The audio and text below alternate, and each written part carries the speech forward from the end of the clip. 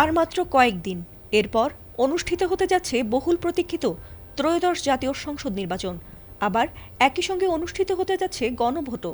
আর তাতে সাম্প্রতিক সময়ে সরকারিভাবে হ্যাঁ ভোটের পক্ষে প্রচারণা চালাচ্ছে কম বেশি সব দল। যদিও এ সময় না ভোটের পক্ষেও প্রচারণা চালাতে দেখা গেছে বেশ কিছু দলকে। তবে হ্যাঁ ভোটের পক্ষে এমন ব্যাপক প্রচারণায় কৌতূহল সৃষ্টি হয়েছে জনমনে। অনেকেরই প্রশ্ন, হ্যাঁর পরিবর্তে যদি কোনোভাবে না ভোট জিতে যায় তবে কি হবে? এ নিয়ে সংবিধান বিশেষজ্ঞ ও রাজনৈতিক বিশ্লেষকরা তাদের মতামত জানিয়েছেন। বেশিরভাগ বিশেষজ্ঞদের মতে গণভোটের ফলাফল নেতিবাচক হলে আইনি নয় বরং সবচেয়ে বড় প্রভাব ফেলতে পারে রাজনৈতিকভাবে। এমনকি গণতন্ত্রের স্বাভাবিক গতিপথও বাধাগ্রস্ত হওয়ারও আশঙ্কা দেখছেন কেউ কেউ। এছাড়াও রাজনীতিতে নতুন করে প্রশ্ন উঠেছে যে গণভোটে না জয়ী হলে জুলাই সনদ ও চলমান সংস্কার প্রক্রিয়ার ভবিষ্যৎই বা কী হবে? এ বিষয়ে কিছু বিশ্লেষক জানিয়েছেন, হ্যাঁ ভোট পরাজিত হলে সংস্কার প্রস্তাব বাস্তবায়ন না হতে পারে, এমনকি গণতন্ত্র বাধাগ্রস্ত হতে পারে।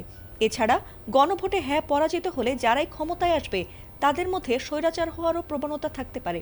তখন দেশে আবারও বিশৃঙ্খলা বাড়তে পারে। তবে না ভোট জিতলে গণতন্ত্র বাধাগ্রস্ত হবে, এমন মন্তব্যের সঙ্গে একমত নন বেশ কিছু রাষ্ট্রবিজ্ঞানী। তাদের মতে বাংলাদেশের সংবিধানে গণভোটের বিষয়টি উল্লেখ থাকলেও এটি নিয়মিত শাসন প্রক্রিয়ার কোনো অংশ নয়। এছাড়াও সংবিধানের ১৪২ অনুচ্ছেদ অনুযায়ী কেবল সংবিধানের মৌলিক কাঠামো সংশোধনের ক্ষেত্রে গণভোটের বিধান রয়েছে। রাজনৈতিক সনদ বা সংস্কার প্রস্তাব বাস্তবায়নে গণভোট বাধ্যতামূলক নয়, যদি না তা আলাদা আইনে নির্ধারণ করা হয়ে থাকে। এছাড়াও বিশেষজ্ঞদের মতে গণভোটে না ভোট পড়লেও জুলাই সনদ আইনগতভাবে বাতিল হবে না।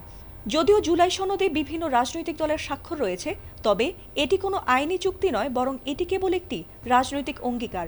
তাই গণভোটে জনগণের সমর্থন না মিললে দলগুলো চাইলে এই অঙ্গীকার থেকে সরে আসতে পারে বা নতুন কোনো বাস্তবতার কথা তুলে ধরতে পারে। এছাড়াও এই গণভোট আইনগত কাঠামোর মধ্যেই হচ্ছে, তাই হ্যাঁ ভোট জয়ী হলে নির্বাচিত সরকার জুলাই সনদ বাস্তবায়নে নৈতিকভাবে বাধ্য থাকবে। আর যদি গণভোটে না ভোট জয়ী হয় তাহলে সংবিধান সম্পর্কিত সংস্কার প্রস্তাবগুলো বাস্তবায়নে আর বাধ্যবাধকতা থাকবে না। এছাড়াও দেশের আগের ৩ গণভোটের অতীত অভিজ্ঞতা বলছে রাজনৈতিক ঐক্যমত্য ছাড়া বড় সংস্কার টেকসই হয় না। আর তাই দীর্ঘ ৩৪ বছর পর চতুর্থবারের মতো অনুষ্ঠিত হতে যাওয়া এই গণভোট নিয়ে আগ্রহ এখন গোটা দেশ জুড়ে। ফাতিমা সুলতানা, এটিএন বাংলা।